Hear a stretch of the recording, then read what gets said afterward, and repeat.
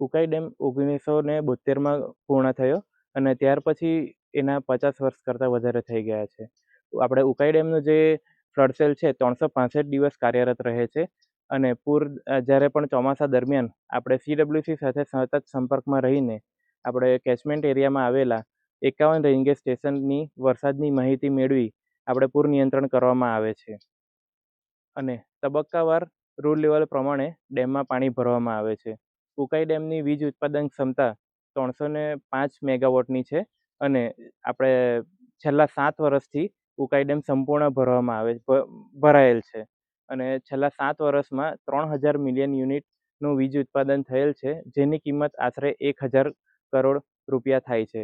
આપણે જોવા જઈએ તો ઉકાઈ ડેમનું પાણી આપણે દક્ષિણ ગુજરાતના ટોટલ 5 જિલ્લાઓમાં મળે છે અને 5 જિલ્લાઓને ઉકાઈ ડેમનો લાભ મળે છે. એટલે એક રીતે જોવા જઈએ તો દક્ષિણ ગુજરાતનો આ જીવાદોરી સમાન છે ઉકાઈ ડેમ.